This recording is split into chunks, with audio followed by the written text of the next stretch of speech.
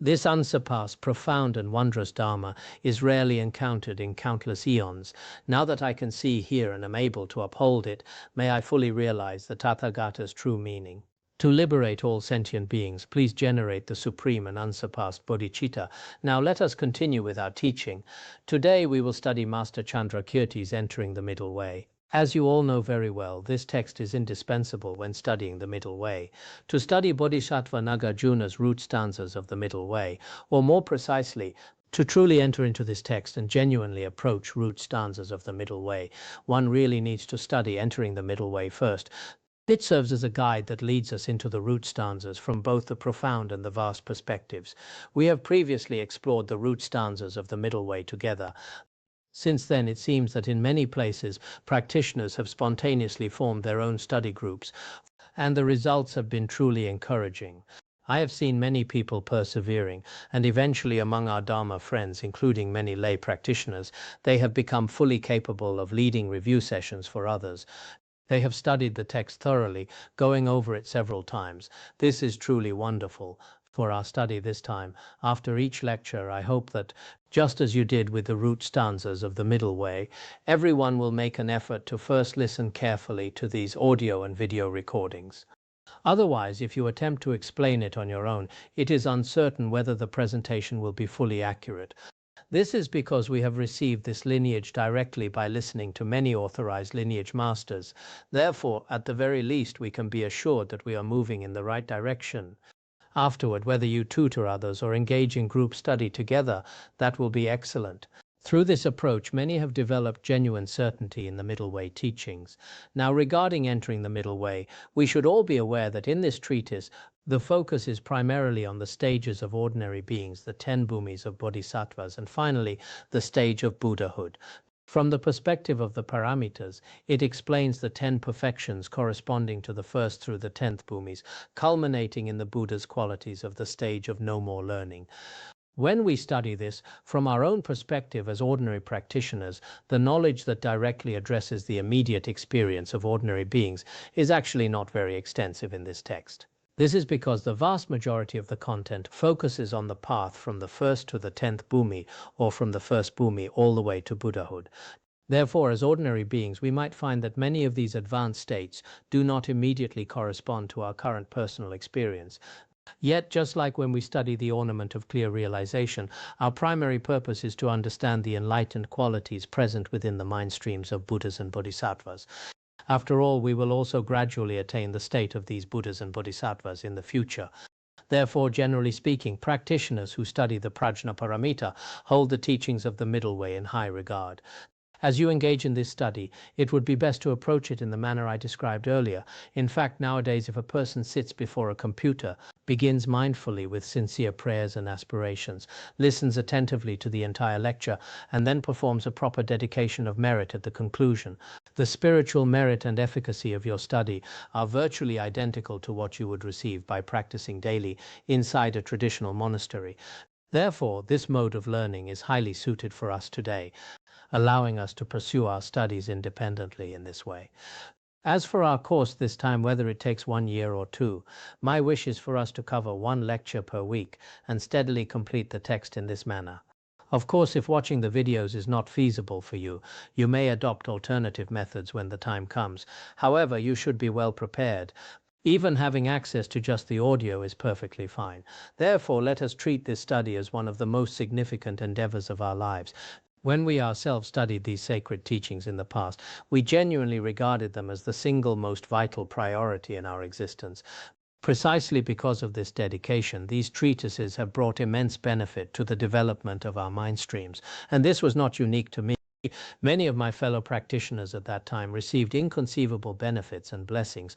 One could even say they attained genuine insights and meditative experiences. Therefore, I believe that such realizations are attainable by every single one of us. It is my sincere hope that through the profound principles taught within Entering the Middle Way, everyone will be able to experience and appreciate them to some degree.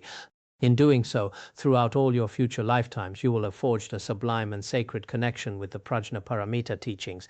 In the course of a human life, we may encounter various fields of knowledge and accomplish many tasks, yet across all our successive rebirths, the fundamental teachings capable of uprooting the clinging to I and mine are exceedingly rare. Therefore, we must truly treasure and hold them in high regard. Today, let us continue our journey by exploring the perfection of patience on the third bhumi. Regarding the practice of patience, we have already discussed the faults of anger, as well as the immense merits of patience. We have gone over these points previously. The principles we have explored so far, while reflecting the realization of a third Bhumi Bodhisattva, which might seem quite distant to us right now, deal with patience and anger, emotions we encounter every single day. Therefore, we should all look within and make a genuine effort to lose our temper less often. Training in patience is truly essential. I have heard that, for example, in certain areas of Tibet, domestic violence can be heartbreakingly severe. I recently heard about a man who completely lost control, shouting at and physically abusing his wife, his children, and even his own parents. He acted as if driven by inner demons, while neglecting all his responsibilities. The people around him were bewildered, wondering how a human being could act so destructively, almost as if possessed by something else. In this world, this kind of overwhelming, almost maddening anger can be found among both men and women, but we must be very careful never to let ourselves fall into that state. Of course, everyone experiences afflictions like anger and greed. That is simply part of being an ordinary person, but we cannot let these emotions go to extremes. As I just mentioned, lashing out with uncontrollable anger, whether through domestic violence toward your family or hostility toward your colleagues, destroys everything you have now and ruins everything in your future. This is why we said earlier that a single moment of anger can destroy the roots of virtue accumulated over thousands of eons. It is truly a sobering reality.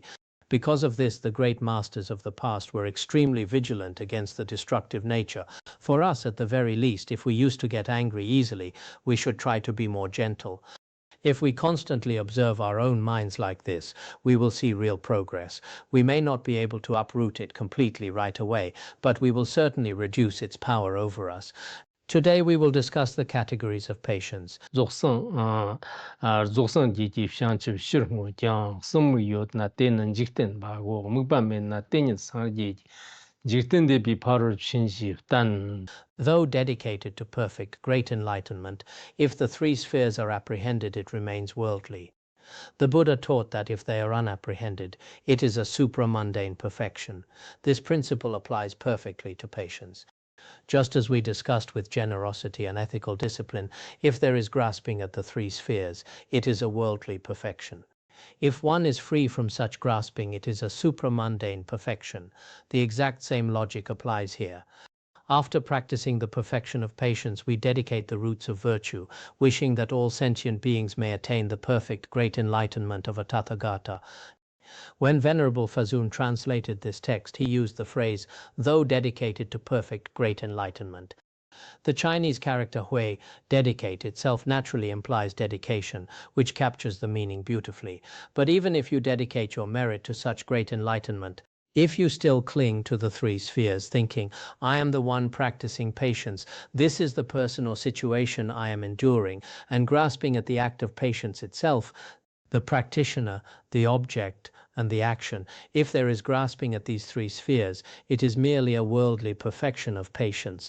As we mentioned before, it can only bring the contaminated rewards of humans and devas. It cannot lead to true liberation. The practice must be embraced by the wisdom of selflessness. The Buddha taught in the Mahayana Sutras that if you are free from grasping at these three spheres, the one who is patient, the object of patience, and the act itself, if these three are entirely non-apprehendable, realizing the emptiness of the three spheres, then it becomes the supramundane perfection of patience. It is uncontaminated. When your practice is embraced by this wisdom, it becomes a root of virtue conducive to liberation. Relying on it, you will achieve ultimate liberation. So, simply put, what does this mean? It means our practice must be embraced by the emptiness of the three spheres, guided by wisdom. And what is this wisdom? It is the realization of emptiness. I believe I have mentioned Akashagarbha Bodhisattva before.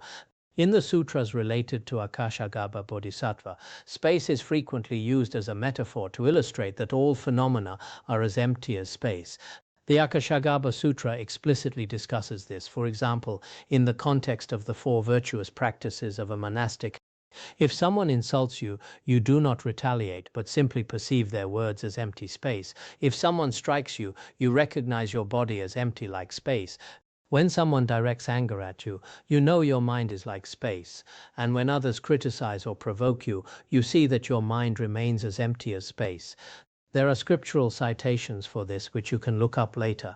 In short, whatever you encounter among the four virtuous practices of a monastic, whether you are beaten, robbed, or criticized, you simply regard it all as empty space. This is the true realization of emptiness.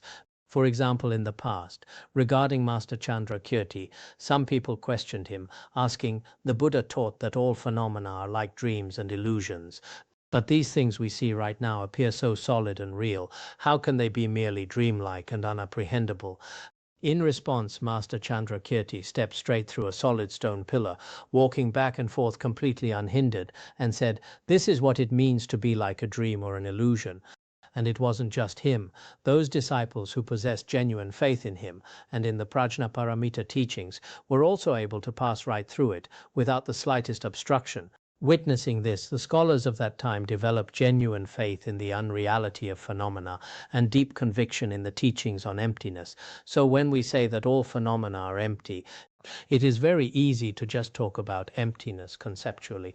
But as we engage with the middle way this time, we are not merely paying lip service to it. Later on, when we discuss the Bodhisattva of the sixth Bhumi and analyze reality through the refutation of the four types of arising, we will come to see that the phenomena we observe around us right now do not truly exist at all. They are empty of true existence. If we can generate true faith in this logic, it has the power to destroy our samsaric existence. This is extremely profound. Therefore, as you practice, your main focus should be on the supramundane perfection of patience. This cannot be overstated. Thus, in the ultimate sense, regarding patience, we often use the phrase patience beyond endurance. While normally this implies a negative breaking point, here it literally means there is simply nothing to be endured. It is completely unapprehendable. There is no patience, no one who endures, and no object to be endured. In fact, as you gently persist in your practice, you will eventually awaken to this truth yourself. Next, the text explains that the third bhumi gives rise to additional qualities. This is the structural outline for this section. 타데 게트 상탄 문시당 도처 제동 용서 자퍼르 디장 타던 직된 바인 도핀 도처 좀버 니반 여 On this bhumi, the Bodhisattva attains Dhyanas and Superknowledges and completely eradicates all greed and anger. They are also constantly able to destroy all the worldly desires of ordinary beings. We are currently exploring the Bodhisattva of the third bhumi. For the third Bhumi Bodhisattva, aside from what we discussed earlier, that their perfection of patience is incredibly sublime, beyond that they possess numerous other qualities. What kind of qualities? At this stage, their meditative concentration reaches profound maturity, and they skillfully employ various means to benefit sentient beings. To truly benefit beings, they rely on profound states of absorption, such as the first, second, third, and fourth dhyanas, as well as the concentrations of the formless realm. They are also endowed with the four immeasurables, the five eyes, and the six clairvoyances. Sometimes the texts mention 5 miraculous powers, sometimes 6, but they are fully endowed with all these miraculous powers. Not only do they possess these, but they are completely fearless when encountering profound teachings such as the realization of dependent origination and emptiness. By relying on this profound realization, they are able to thoroughly eradicate all greed and anger, as well as ignorance, as explicitly mentioned in the commentaries. Furthermore, building upon this foundation, a bodhisattva dwelling on this third bhumi constantly engages in what activity? They actively eradicate the cravings within the mind streams of worldly beings. They can even manifest as Indra, the Lord of Devas, to benefit beings, guiding them toward liberation from their desires. They are fully capable of doing this. So it is explained here that the third Bhumi Bodhisattva possesses a multitude of other merits as well.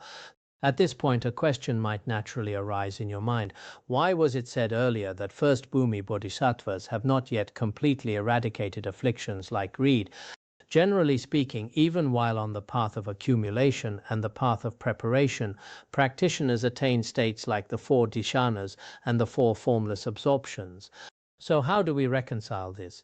In fact, regarding the 5 paths and 10 bhumis within the Tibetan Buddhist tradition, there is actually quite a bit of rigorous debate on this topic. Speaking of these debates, looking back now when I was younger, I used to immerse myself in these middle way commentaries every single day. Through these profound texts such as the commentary by the Sakya Master Gorampa and Jet Tsongkhapa's Illuminating the Intent from the Gelug tradition, I actually taught Illuminating the Intent once myself.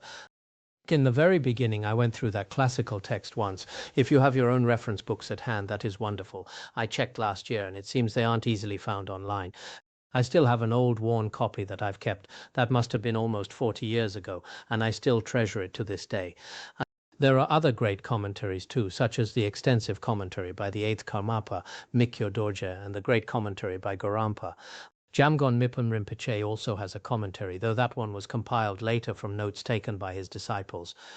For that reason, we do not treat it entirely as Mipham Rinpoche's own direct writing. With all of these rich commentaries available, if a Dharma master is giving a teaching today, we would refer to a whole stack of them right in front of us, the Kampas, Gorampas, Jet Tsongkhapas, as well as the classical Indian treatises. For example, there is also the commentary by the Indian master Abhayakara Gupta. Karling Jigme also composed a commentary. There were simply so many commentaries to consult. Back then, physical texts were incredibly scarce, so we had to borrow them from wherever we could. Nowadays, with digital text so readily available, you have it so much easier. But to be honest, even though the resources are readily available today, I simply do not have the time nor the energy to memorize all these different commentaries. Sometimes I used to feel, no matter how brilliantly these great masters debate, what does this have to do with me? They are always discussing the qualities abandoned and realized between the 1st and 10th bhumis, which feels far removed. After all, I haven't even reached the path of preparation yet. I often had this kind of feeling, but looking at it from another perspective, we really should appreciate their brilliant debates. For instance, didn't we just touch upon this here on the 3rd bhumi?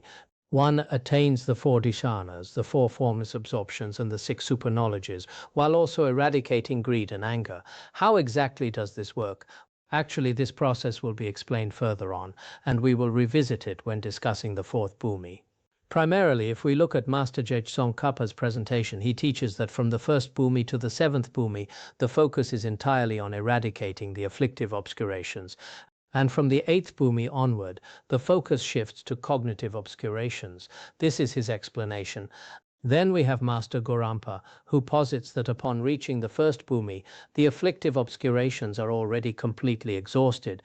From that point on, it is a continuous eradication of cognitive obscurations. He states that from the 1st to the 10th bhumi, there are 10 levels of cognitive obscurations to be cleared. That is his view. Meanwhile, Mipham Rinpoche explains that on the 1st bhumi, the imputed aspect of the afflictive obscurations is completely eradicated. Between the 1st and 7th bhumis, the innate aspect is addressed. And starting from the 8th bhumi, cognitive obscurations are eradicated, and so on. As for the Karmapa of the Kagyu school, his view aligns quite closely with Gorampa's. So because of these varying perspectives, if we follow this logic, the greed and anger we are discussing here on the 3rd bhumi, according to the Gelug school's interpretation, are genuine afflictive obscurations. Greed and anger are both included. It is simply that the degree of these afflictions varies from one bhumi to the next. However, if we rely on Master Gorampa's explanation, there is no actual greed or anger left at this stage. Instead, any remaining traces of greed and anger have transformed into the habitual tendencies of cognitive obscurations, or the habitual tendencies of afflictive obscurations. Those habitual patterns are what must be abandoned then. For Mipham Rinpoche, he explains that this refers to the innate aspect.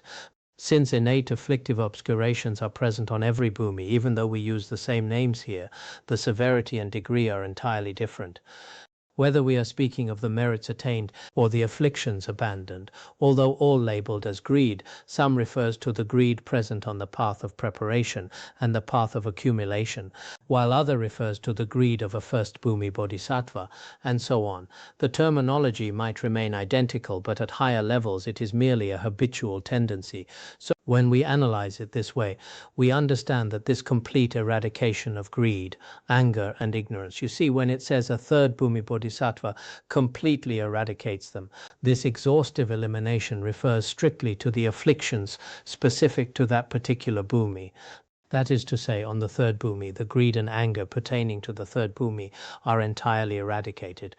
It does not mean that the afflictions belonging to the fourth or fifth Bhumi are also cleared. That is not what it implies. Because for the first and second Bhumis prior to this, the Bodhisattva has already accomplished those abandonments. Supported by profound wisdom, they have personally eradicated the greed and anger corresponding to those earlier stages. So here on the third Bhumi, the specific obscurations targeted at this stage are completely eliminated. Therefore, in this context, we can approach the explanation from several different angles. The auto-commentary also quotes Sutra of the 10 Bhumis. When citing this sutra, why does it specifically mention the 4 Dhyanas and the 4 formless absorptions here? Because when a bodhisattva reaches the third Bhumi, their mastery over entering and emerging from meditative absorption is vastly different from before. Their power of meditative stabilization is incredibly profound. That is the main point being emphasized here. As for the obscurations they abandon, by relying on the power of their realization of dependent origination, they initially weaken certain obstacles. For instance, the bondage of desire, the bondage of form, and the bondage of existence, which in this context refers to the formless realm, as well as the bondage of ignorance. Some of these are merely lightened or weakened, while others are completely severed. Moreover, upon reaching this luminous Bhumi, certain afflictions are not just eradicated for this lifetime. Even the distorted craving, aversion, and delusion accumulated over countless eons are completely and thoroughly eliminated. If we examine this through the lens of scriptural authority, we see that each Bhumi entails the abandonment of different obscurations, though they may be described using the same terms. When we discussed the first Bhumi Bodhisattva earlier, they abandoned the 3 fetters, eradicating a specific layer of obscurations. Then, further obscurations are shed on the second Bhumi, and still more are cleared on the third. The terminology might remain identical, but the actual depth and intensity of these afflictions are entirely different. They differ drastically in degree. On each Bhumi, just as the 5 treatises of Maitreya categorize obstacles into 10 distinct types, the same principle applies here. Regardless of the labels used, the obscurations abandoned by bodhisattvas on the first, second, and third Bhumis are unique to each stage. So what this means is that the specific obscurations targeted by a third Bhumi Bodhisattva are completely and fully exhausted. Next, the text summarizes the merits of this Bhumi in 2 parts. The first is a general conclusion for the first 3 perfections. The second is a specific conclusion for the third Bhumi alone. Let's look at the first part, the general summary of the first 3 perfections. Thus the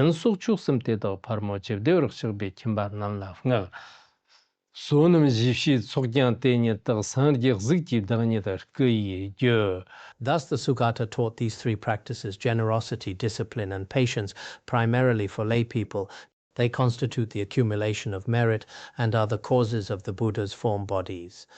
As we just touched upon, this serves as a general summary of the first 3 perfections. For instance, we covered the perfection of generosity earlier in our study. When we discussed the first Bhumi, the supreme joy, we explored the perfection of generosity. On the second Bhumi, the stainless, we examined the perfection of ethical discipline. And now on the third Bhumi, we are exploring the perfection of patience. These 3 practices, meaning generosity, ethical discipline, and patience, were generally taught by the compassionate Buddha, primarily with lay practitioners in mind. Generosity, ethical discipline, and patience are mainly intended for the lay Sangha.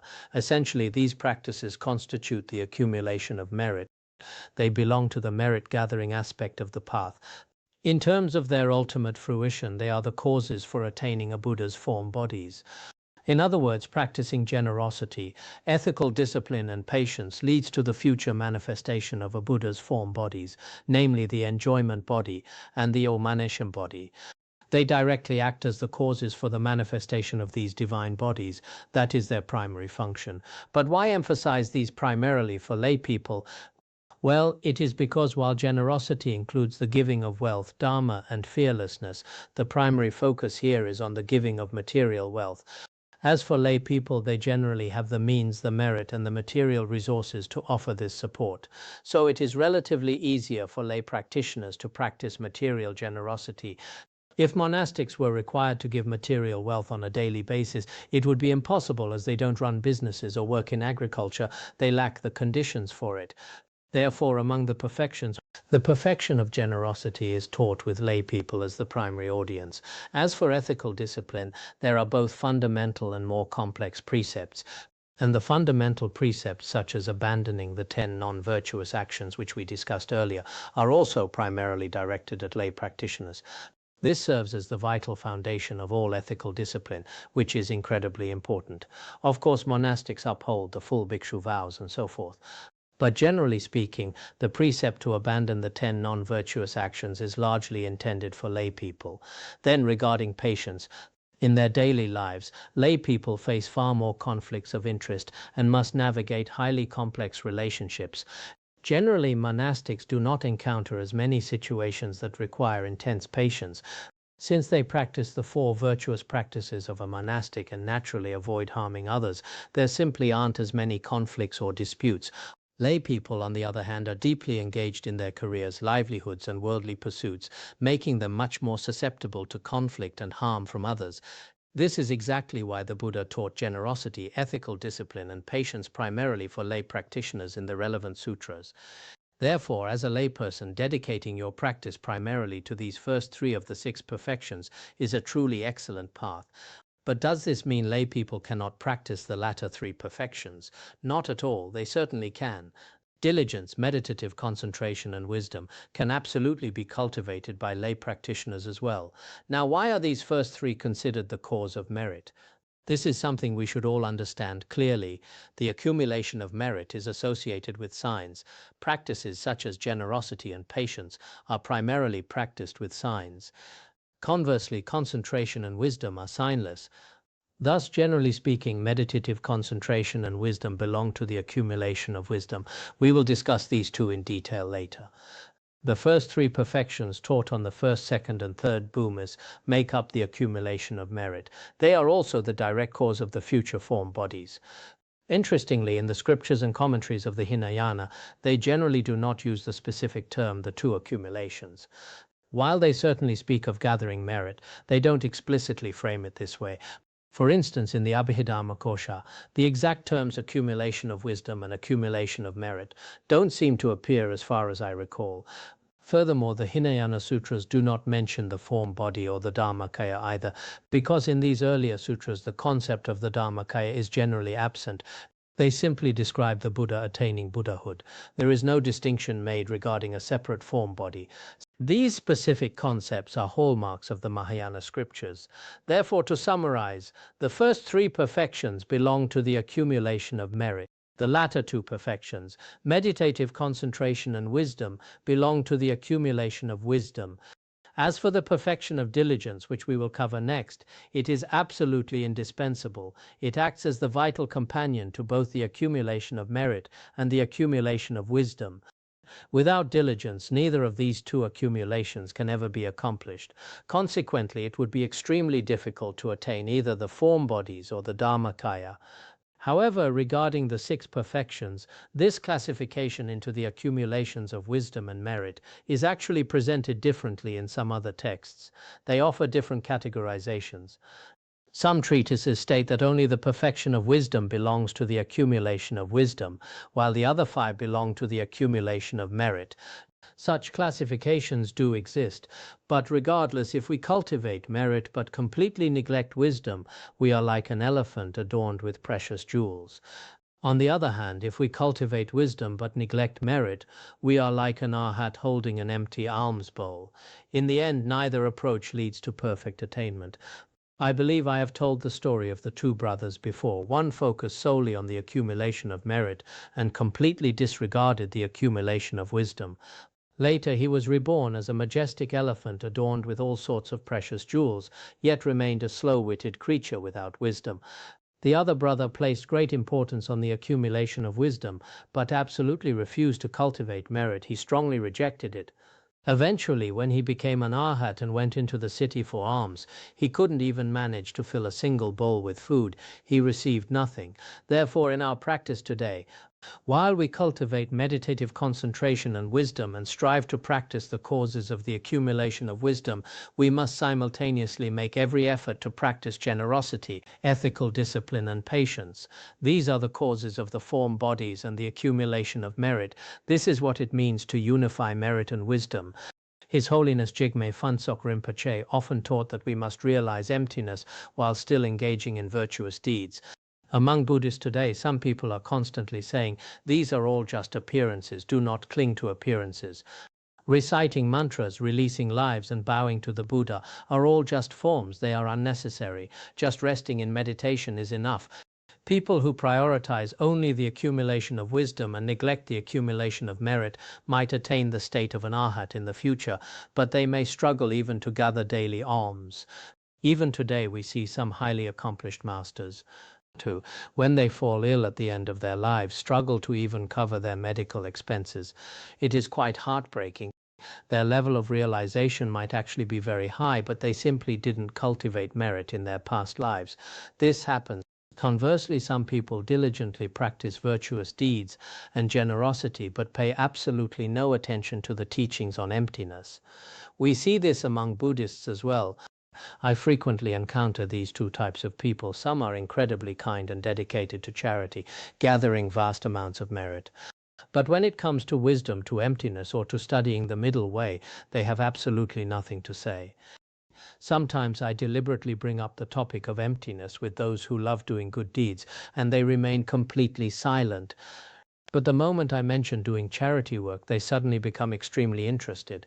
If we focus solely on the accumulation of merit, we may enjoy great worldly blessings in the future, possessing much merit, but attaining realization will be quite difficult.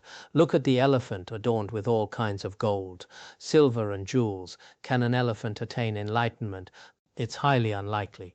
The story of these two brothers clearly illustrates that during our practice we must seek the non-dual wisdom of emptiness and strive to realize it while simultaneously accumulating merit.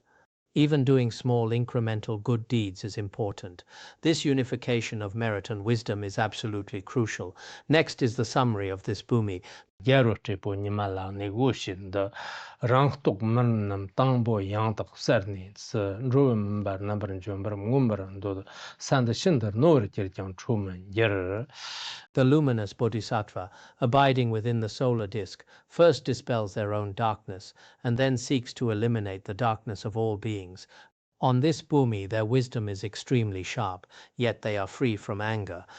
This states that the Buddha air of the luminous Bhumi abides within the solar disk, meaning their wisdom radiates brilliantly, just like a radiant sun, especially in this world. It is exceptionally radiant, bright, and magnificent. They are just like the sun. We often note that when discussing the first Bhumi Bodhisattva, the supreme joy, the moon is used as a metaphor. Master Chandrakirti's own name also contains Chandra, which means moon. When he speaks of these Buddha airs, he frequently uses imagery like moonlight, the moon, and the solar disk. The luminous Bhumi of the third Bhumi Bodhisattva is like abiding within the solar disk, radiating the brilliant light of wisdom. Like the solar disk, they first dispel their own darkness. The Bodhisattva first abandons all the darkness of ignorance within their own mind stream.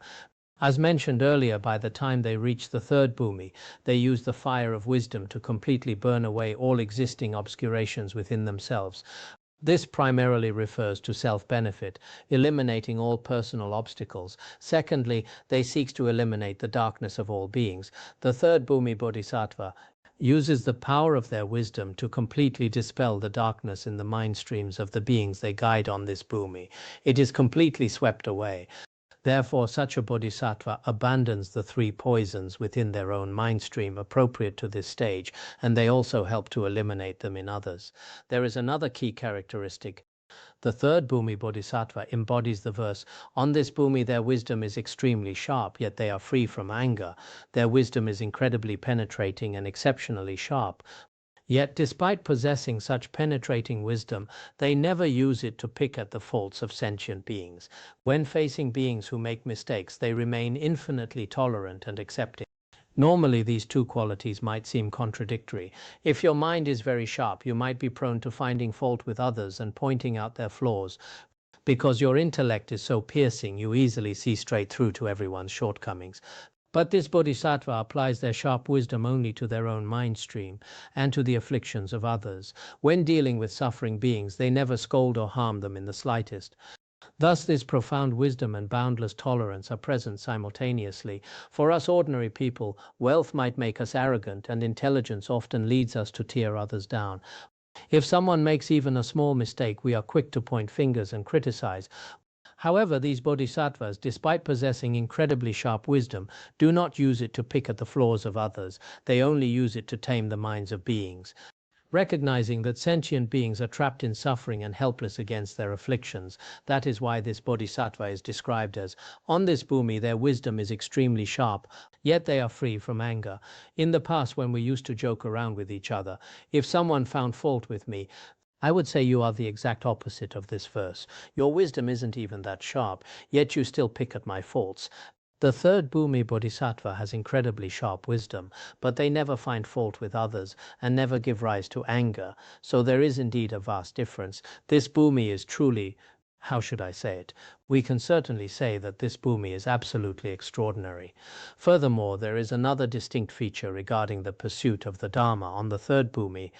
As the Sutra of the Ten Bhumis, day and night they yearn for the Dharma. They never tire of hearing the teachings. You can look this up in Sutra of the Ten Bhumis later. It details many merits of each Bhumi. I believe it's in the commentary to the 37 Practices of a Bodhisattva, or perhaps another text, which states that a third Bhumi Bodhisattva would leap into a pit of fire without fear just to seek the Dharma. Day and night their minds are focused on the Dharma, never tiring of hearing it. If even a third Bhumi Bodhisattva diligently seeks the Dharma just for a single 4-line verse, it goes without saying how much effort the rest of us should make. Therefore, the third Bhumi Bodhisattva possesses countless merits. Within their mind stream, they have perfected patience, their wisdom is sharp, and their compassion is incredibly vast. We will conclude our discussion of the merits of the third Bhumi here. In entering the middle way, the teaching on the third ultimate bodhicitta is now complete. Next, we will discuss the fourth Bhumi, the radiant.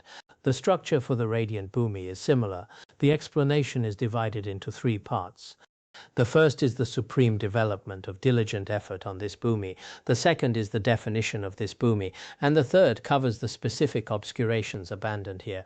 These are the 3 aspects. Let's begin with the first. All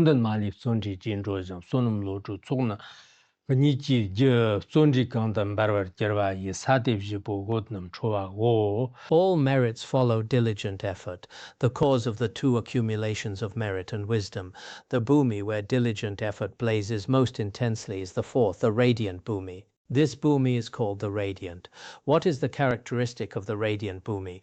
Its main feature is the perfection of diligent effort. This means that on the fourth Bhumi, among the 5 perfections, diligent effort reaches its absolute pinnacle.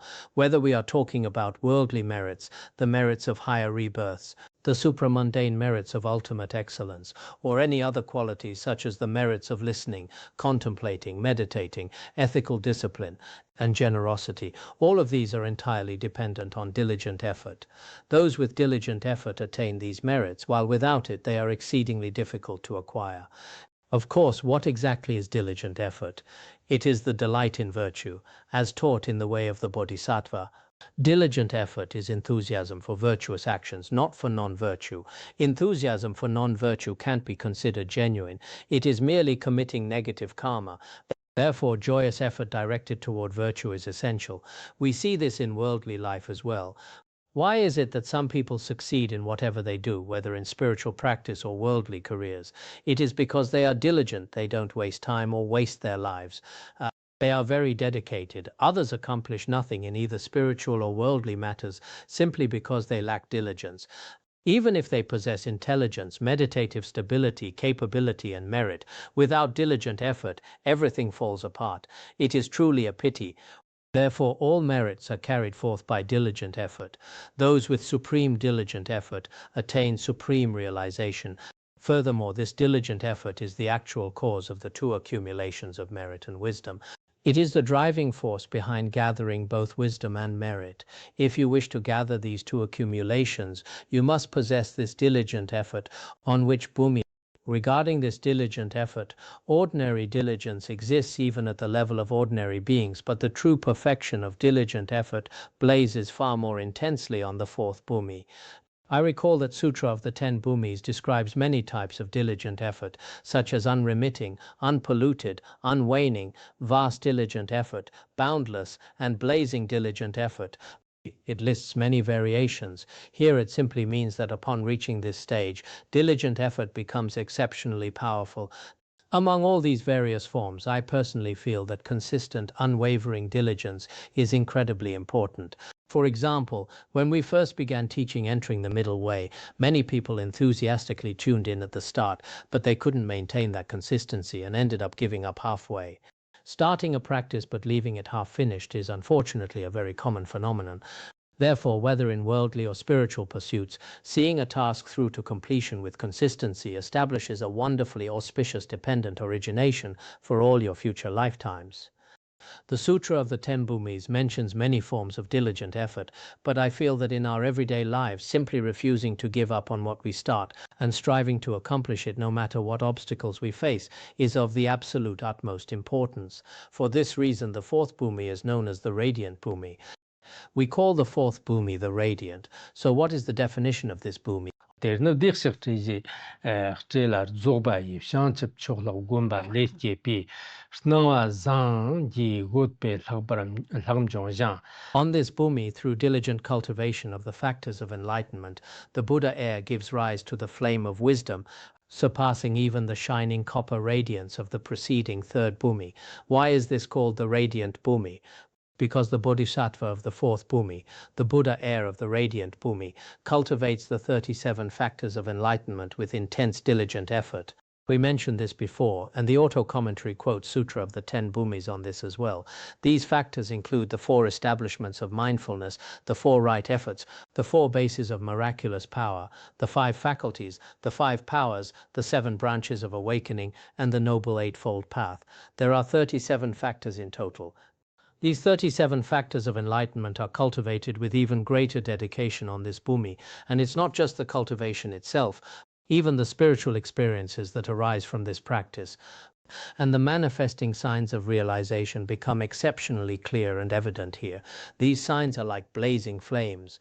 Because this blazing flame of wisdom is discovered here, it is called the Radiant Bhumi. Moreover, the blazing flame of wisdom here is far superior to that of the third Bhumi. Didn't the third Bhumi possess golden rays of wisdom? It was like a copper red or golden glow, similar to the light that appears just before sunrise. But here, although it has not yet reached the blazing light of wisdom found on the sixth Bhumi, the light of wisdom on this fourth Bhumi burns much more intensely. So the underlying principle here is the same, just as we discussed earlier. When we generally categorize the 37 factors of enlightenment, we discuss them throughout the 5 paths and 10 Bhumis. For example, starting from the path of accumulation, the lesser, medium, and greater paths of accumulation, and moving on to the path of joining, we continuously map these factors onto the progression of the 5 paths and 10 Bhumis. In fact, they are present even at the lesser path of accumulation. However, compared to those earlier stages, the 37 factors on this Bhumi are far more perfect and complete. They are perfected with far greater clarity. When cultivating them, the Bodhisattva practices all 37 factors in their entirety. Because of this comprehensive practice, upon reaching this stage, the fourth Bhumi, the merits of the entire 37 factors are fully perfected. And this integrated blazing wisdom is exceptionally prominent here. Therefore, it is called the Radiant Bhumi. Some other structural outlines do not categorize this section separately, but Mipam Rinpoche specifically highlights its aspect of abandonment. This means that on the fourth Bhumi there is a specific characteristic regarding the obscurations that are abandoned. What is this defining characteristic? All self-views and their dependencies clinging are completely extinguished. On the fourth bhumi, one's own view of self, which is what we often refer to as the view of the transitory collection, or the view of a self, or satkaya meaning the view of I and mine. This view of I and mine, along with everything associated with it, such as grasping at self, grasping at sentient beings, grasping at lifespan, as well as clinging to the aggregates, the elements and the sense sources, including clinging to oneself, to wealth, to one's dwelling, and so on. The auto-commentary quotes a sutra passage which implies that on the fourth bhumi, a bodhisattva still faces many views similar to the view of I and mine. These self-views, including all their associated clinging, are completely exhausted here. We face a similar question here. As mentioned earlier, some people might wonder, wait, on the first bhumi, weren't the views of I and mine and the view of the transitory collection already abandoned? How can there still be a view of the transitory collection remaining on the fourth bhumi? Actually, the answer to this is the same as before. On each bhumi, the names may be identical, but the way in which these obscurations manifest are entirely different. I recall that in the 8th Karmapa's commentary on entering the middle way, he quotes the Indian master Abhayakara Gupta. Master Abhayakara Gupta divides the obscurations of the first 9 bhumis into great, medium, and small categories. The great category is split into great, medium, and great, small. The medium category is split into medium, great, medium, and medium, small, and the small category into small, great, small, medium, and small. This creates 9 classifications in total. Within these 9, the first, second, and third bhumis abandon the 3 afflictions of the greater category. At teaching the fourth bhumi, one deals with the medium great afflictions. The obscurations abandoned here are defined as the medium great afflictions. This is how it is meticulously explained. There are many such explanations in the classical Indian commentaries. However, later on the Karmapa and some other great masters pointed out that this specific method of explanation is somewhat lacking in certain aspects. But personally, I feel they are essentially getting at the same point. The core meaning shouldn't be too different. It's merely a difference in terminology. But within Tibetan Buddhism, regarding the phrase all self-views and their dependencies clinging are completely extinguished, there are many extensive commentaries on this very point. Both Master Gorampa and Master Je Tsongkhapa engaged in brilliant debates regarding this. Gorampa lived a bit later. Master Je Tsongkhapa's treatises were composed first. Therefore, Gorampa raised many debates challenging Master Tsongkhapa's commentaries. There were all sorts of vigorous debates. Later, many great masters of the Gelug school also debated fiercely with the great masters of the Sakya school. Some of these points of debate I can still recall now, while others have faded from memory. After all, these are stories from 20 or 30 years ago. But I think for our session today, I won't elaborate on them too much. If I did, you might wonder, why are these different schools of Tibetan Buddhism always locked in infighting every single day? If we don't understand the most supreme, profound teachings and only focus on promoting their disputes, it might not be very meaningful. In the past, we were particularly, as I just mentioned, every day we would meticulously study the differing views of various schools and traditions. Sometimes finding even a slight difference in opinion would thrill us. We'd say, his explanation contradicts this one. It was like that. But later on you realize they all integrate seamlessly. It's just that their differing methods of explanation truly display incredibly sharp, piercing wisdom.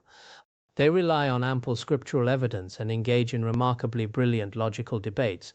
When we truly understand these profound analyses, we realize that some ideas prevalent in our modern world today are actually quite ridiculous. Just the other day, someone asked me about things like Elon Musk's brain-computer interface and the theory that consciousness is entirely generated by the brain. Many people are indeed still stuck in doubt about this. However, according to the precise logic of Buddhist epistemology and the middle way, if the brain generates consciousness, there must absolutely be a causal relationship between the two. For a causal relationship to exist, both phenomena must be clearly established. Yet to this day, not a single scientist has found any concrete, irrefutable evidence proving that consciousness originates from the physical brain. This evidence simply has not been found. And why is that? It is because scientists still have a very vague understanding of the mind itself. They don't truly know what it actually is.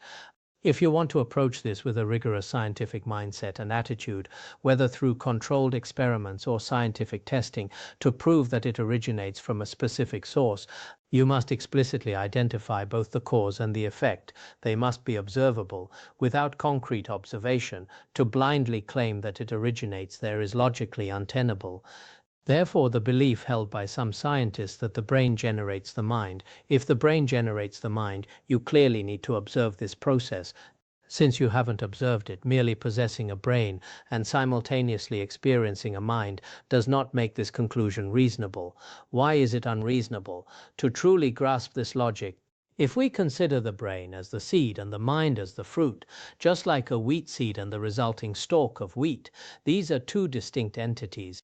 For the fruit to arise from the seed, it must be established either through rigorous scientific experiment or through direct observation with our own eyes. It requires either direct perception or logical inference. Regarding direct perception, not a single scientist has ever seen with their own eyes consciousness emerging from the brain tissue. And if you rely on logical inference, you need sufficient and valid evidence. Without them, the argument collapses. But currently, no scientist can fully grasp what consciousness is. They don't even understand their own minds. Among all the scientific instruments in the world, none can measure the mind or consciousness. No physical instrument can detect it. If that is the case, how can anyone claim that the brain generates consciousness? While everyone acknowledges the physical brain, and observes that when the brain is active, sensation and consciousness are sometimes present, establishing a definitive causal relationship between them is extremely difficult. To establish causality, you must completely rule out the possibility that consciousness has never arisen from anywhere else except the brain. You must eliminate that possibility.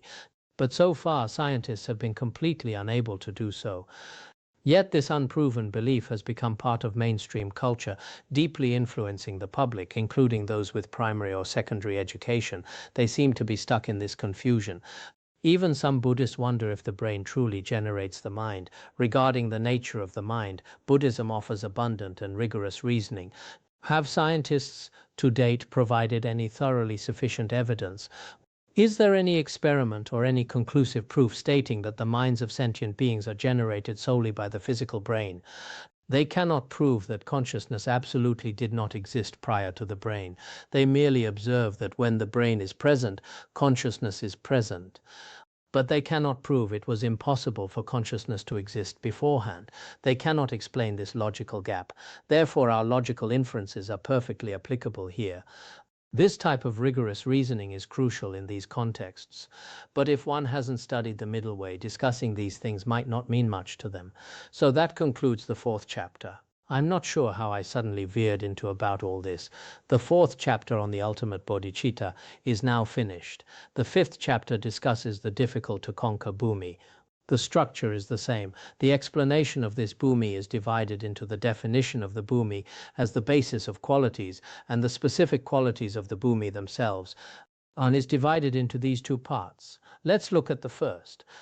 The bodhisattva abiding on the difficult to conquer bhumi cannot be vanquished by any maras. Here this bhumi is called the difficult to conquer bhumi. On the difficult to conquer bhumi, this bodhisattva has triumphed over all demonic forces. Therefore, it is called conquering the invincible maras. We can explain it this way. Alternatively, it means this is the bhumi where maras find it difficult to conquer you. It can be understood from both perspectives. On this difficult to conquer bhumi, the bodhisattva has already defeated the maras that were previously so hard to overcome. It signifies their absolute victory over demonic forces. For the bodhisattva dwelling on the fifth bhumi, on this stage the perfection of meditative concentration reaches fulfillment. Here meditative concentration is supreme. It is fully perfected. Even if all the demonic kings in the world, including Papian and the maras of divine lineage, were to come in full force, they could not harm this bodhisattva in the slightest. Before reaching the third or fourth bhumis, Mara might occasionally be able to interfere with you. But here there is absolutely no interference. Not to mention Mara's minions and offspring, or any of his retinue, they can do absolutely nothing. This is why we call this bhumi difficult to conquer. The term difficult to conquer is often explained using analogies. For instance, we use the analogy of Mount Meru. Mara and his retinue are like a fierce gale, but a fierce gale cannot shake Mount Meru. Similarly, upon reaching the fifth bhumi, a bodhisattva cannot be disturbed by any demonic forces or their sorcery. This means that neither the external Mara, such as Devaputra Mara, can interfere with them, nor can the internal Maras of our own afflictions ever defeat them. So this is a very important point. This is primarily spoken from the perspective of their spiritual capabilities. Sutra of the Ten Bhumis also details this extensively. Upon reaching the fifth bhumi, the difficult to conquer, the bodhisattva also masters worldly sciences such as arts and crafts, medicine, and engages in many activities. I recall there is another passage in the Avatamsaka Sutra that says, "For the benefit of the world they compose scriptures and treatises." The Avatamsaka Sutra explicitly mentions many such endeavors. In order to benefit sentient beings, they write books, study medicine, and even engage in singing, dancing, and entertainment. They also design architecture and produce clothing, food, and so forth. The Avatamsaka Sutra contains many profound teachings on this. So when a bodhisattva reaches the fifth bhumi, to truly benefit sentient beings, they actively engage in various worldly activities, including architecture and the like.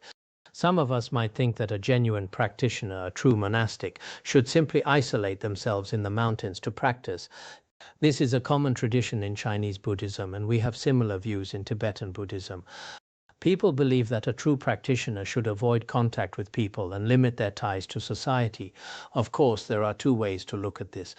For beginners, it is indeed important for monastics and practitioners to step away from worldly distractions, focusing purely on their own meditation while living in a monastery or a retreat cabin. This is very important. However, if their mind stream is deeply driven by an altruistic intention to help others, like a fifth Bhumi Bodhisattva, they will do whatever it takes to benefit sentient beings. They master arts and crafts, understanding their value, study medicine, and engage in a wide variety of worldly endeavors. As mentioned earlier, the Avatamsaka Sutra explicitly speaks of making clothing and preparing food and drinks. In modern terms, this could even include running factories, restaurants, or hotels. These activities are all firmly supported by the teachings in the Avatamsaka Sutra. They are also found in Sutra of the Ten Bhumis. In our study of entering the middle way this time, you'll notice that these first 5 bhumis are explained quite briefly. You see, the fifth bhumi is covered in just a single verse, so it is relatively easy to grasp. But when we reach the sixth bhumi, it won't be as simple. Next is the second outline point, the specific qualities of this bhumi. Meditative concentration is supremely enhanced, and they expertly comprehend the subtle nature of all the truths of the wise. Upon reaching the fifth bhumi, the perfection of meditative concentration is at its most powerful. I might have misspoke a moment ago. It is here that the perfection of meditative concentration is the most supreme, the most powerful. Because this perfection is now fully perfected, the bodhisattva expertly comprehends. They become exceptionally adept at understanding. Adept at understanding what the subtle nature of all the truths of the wise. The wise refers to the Aryas, the noble beings. They have thoroughly mastered the two truths and the four noble truths realized by the noble beings. In other words, upon reaching the fifth bhumi, on one hand their meditative concentration is incredibly profound. On the other hand, their wisdom is also formidable. How formidable? They deeply comprehend the two truths and the four noble truths realized by all the great noble beings. Regarding the two truths and the four noble truths, according to the commentary on the 60 stanzas of reasoning and the views in the auto-commentary on entering the middle way, the four noble truths consist of suffering, its origin, its cessation, and the path. Among these, the truth of cessation belongs to the ultimate truth, while the other 3 truths belong to the relative truth. They can be categorized in this precise way. Therefore, here on the fifth bhumi, both their meditative concentration and wisdom are exceptional. The perfection of meditative concentration is fully complete. This encompasses both worldly and supramundane concentration. The root text doesn't divide them explicitly here, but the principle is exactly the same as before. Here, the perfection of meditative concentration reaches completion. At the same time, although their wisdom is not quite as powerful as it will be on the sixth bhumi, because, as we will discuss next, it is on the sixth bhumi that the perfection of wisdom reaches its peak. As it says, the first 5 perfections are like blind people, while prajna is the guide. As stated in the treatise on the great perfection of wisdom, the first 5 perfections are like blind people, and the 6th, the perfection of wisdom, acts as their guide, their eyes, or their mother. There are various analogies, so here their wisdom is indeed highly formidable. Of course, relatively speaking, the wisdom of the 5th Bhumi is incredibly powerful, but it still cannot compare to the blazing wisdom of the 6th, 10th, and other higher Bhumis. It cannot yet match them. In our next class, we will begin discussing the 6th Bhumi, which I know everyone has been eagerly anticipating. Among the 6 perfections, this focuses directly on the realization of emptiness. So many people are eagerly waiting, hoping to actively strive for the realization of the middle way before we finish our study of the 6th Bhumi. With this, within entering the middle way, the chapter on the 5th ultimate bodhicitta is now complete. All right, we will conclude today's teaching here.